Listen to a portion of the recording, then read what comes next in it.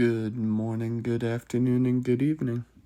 Welcome to my channel and my first ever video. I'm excited to be here, take you guys along my journey painting my first ever Warhammer army. Now, today what we're going to be working on is my Onager Dunecrawler. I decided to take this in a little bit of a different direction, as you can see. Instead of going just mainly for the yellows, I went on for some of these reds, but today we're going to be working on doing the metallics, mainly around the legs and on the rivets.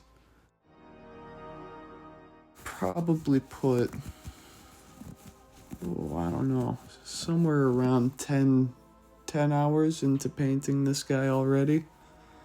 He's been quite the task for me, but I've had to break it up into a bunch of smaller chunks, which has not helped for sure.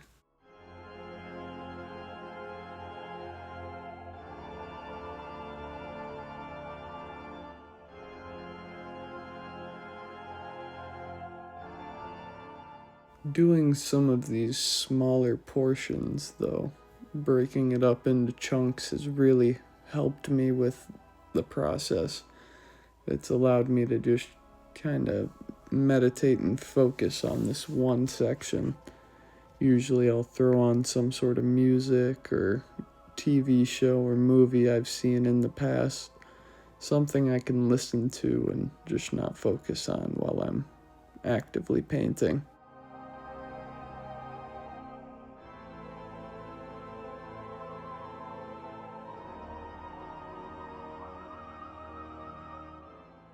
Here I'm using what is called the Monster Brush from Army Painter. It is the second brush that I ever bought. I started with, I think it's just a standard detail brush, and then I went back and bought this Monster as well as the Insane Detail you'll see me using later. This Monster makes it so much easier to cover these larger areas.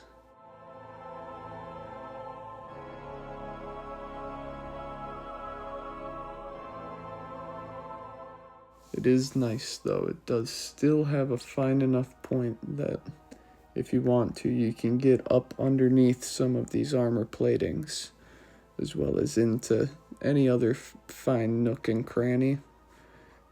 You just have to be careful.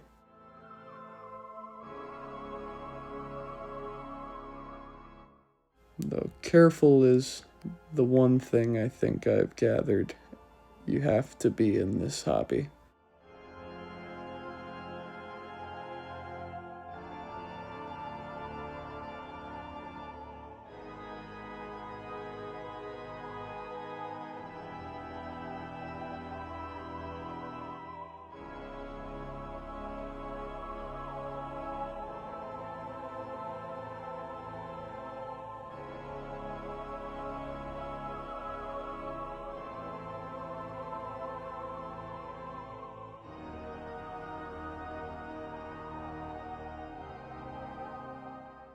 I always try to work in smaller batches of paint unless I know that I'm going to be doing a very large area at once. I've run into plenty of times leaving more paint than desired still on my palette.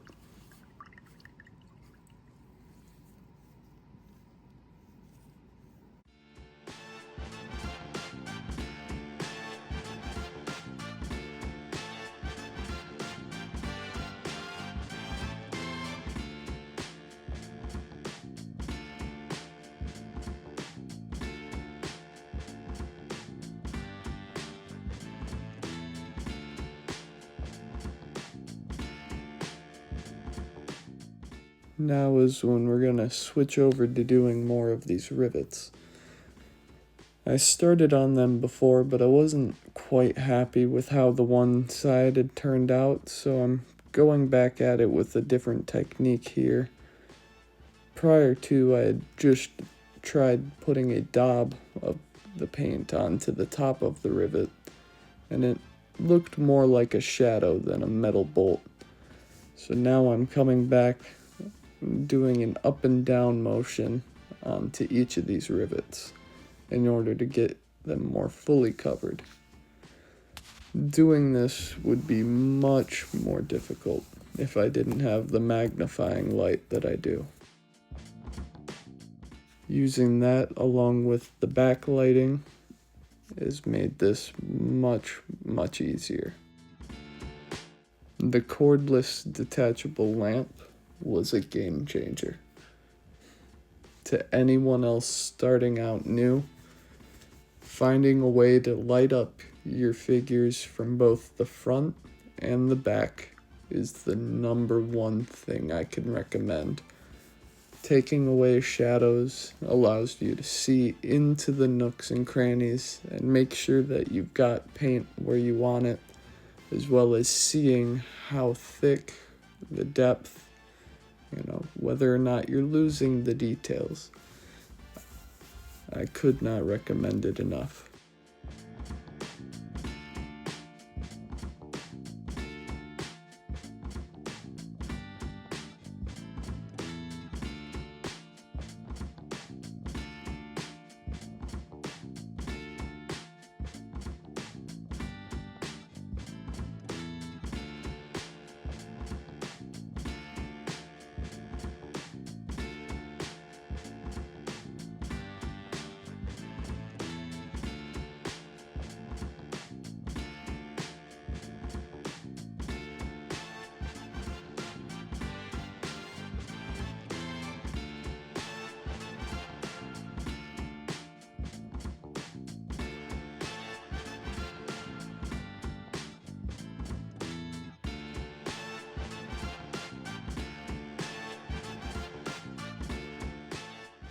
Having the opportunity to sit down and paint for a few hours, whether it be once a week, twice a week, once a month, it's been something that I've looked forward to more than my other hobbies.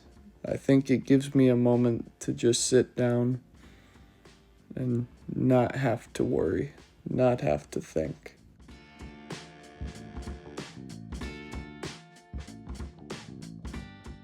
It truly is a meditative thing.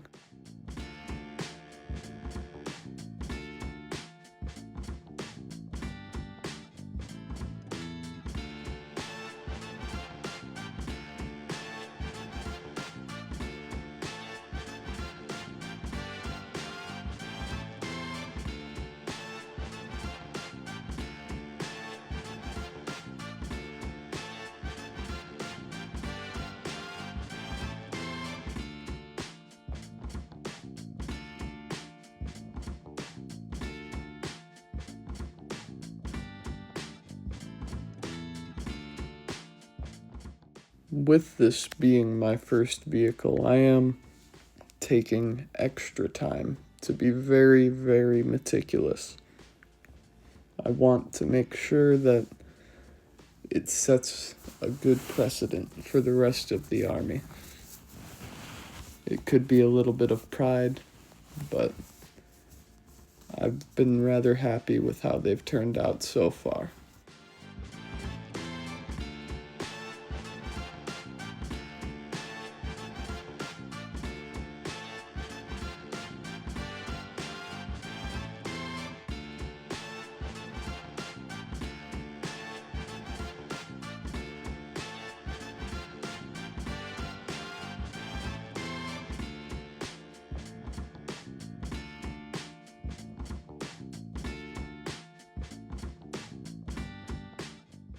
I could not share enough love for my local nerd shops. They have been helpful every step of the way. There have been many times where I've had questions about best ways to paint certain things or how to go about building and doing these different landscape designs. Whether it's using the plastic glue or super glue for certain things, or painting a certain portion before gluing it together, and how to do that. I could not have gotten to the point where I'm comfortable sharing my process if it wasn't for these game shop employees and just random people that are in there shopping.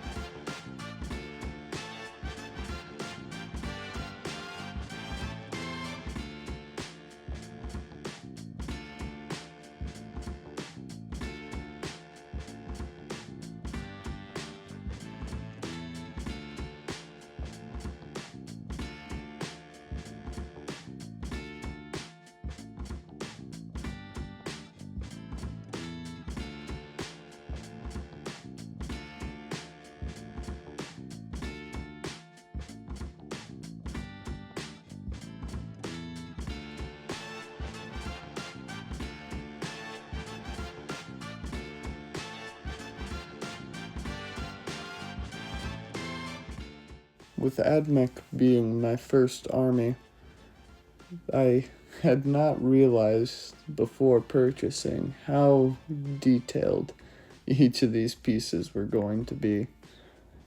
All the various pipes and components, individual little small pieces to glue on and then paint.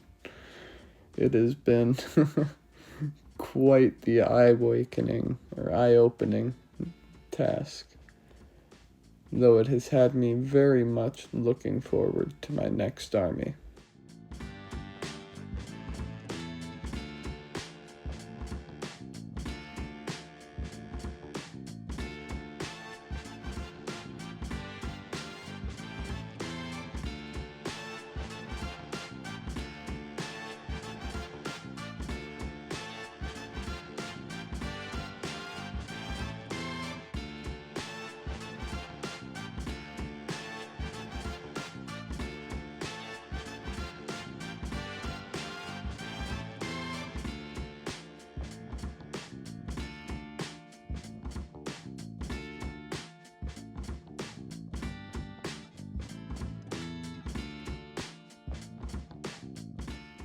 Not only is this my first vehicle that I had purchased for one of my armies, well, only army, this is also the first Warhammer figure that I am attempting to magnetize.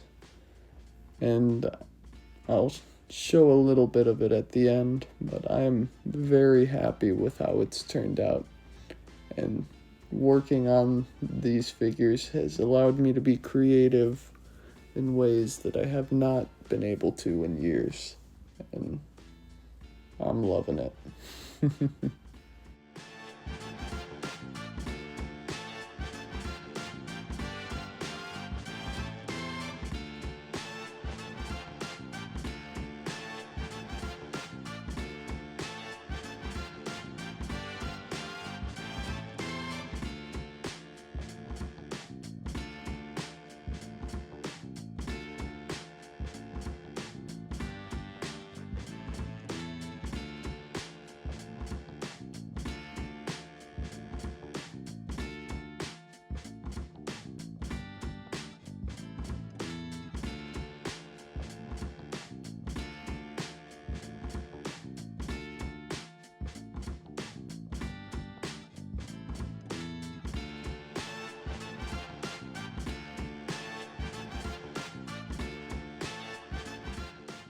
This little guy on top, you'll get a good look at him a couple of times throughout the video, was actually the first guy I ever customized the look on. Prior to this, I had just built the combat patrol, and of course followed it strictly to the combat patrol's designs. But once I was moving through this, reading up on the core book and the codex, as well as looking into the data sheets, I decided I was gonna take a few more liberties, along with the design and weaponry, doing the magnetizing system. But This guy being the first I ever chopped up one of my extra arms, gave him that fist raising in the air like he's charging in the battle. And I love it. I did that, as well as using one of the heads from one of the other pieces or sets. I wasn't the happiest with the one that was on there, I guess. Decided I wanted something a little more biomechanical.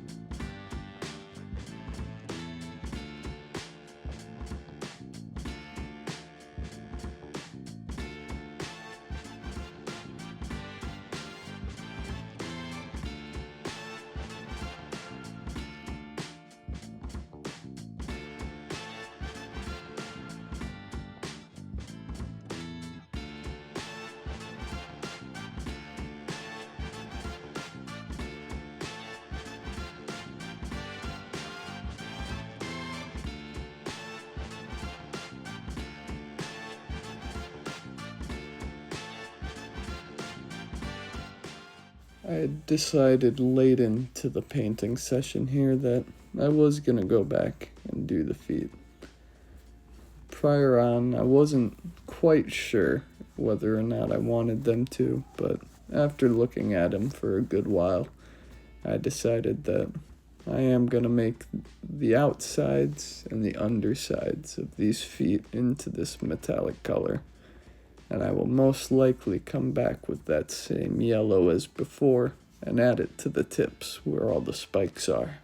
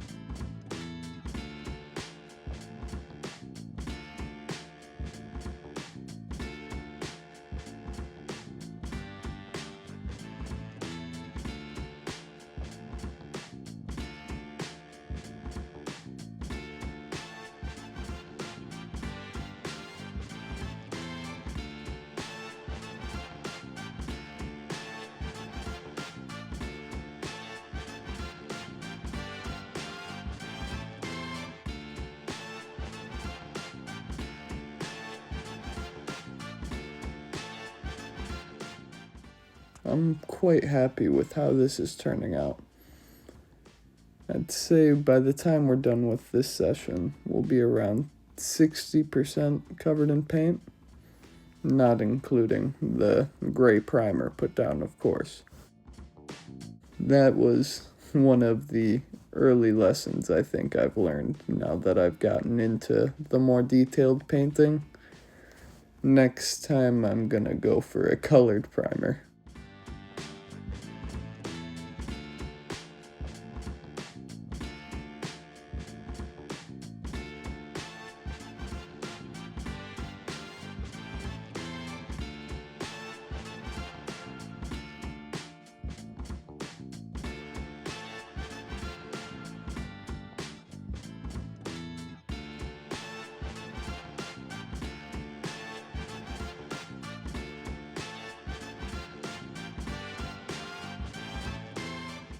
Now we're just gonna kind of take a quick look at it in and under from the light and magnification, and then just go back in and just touch up some of those final details that might have been missed.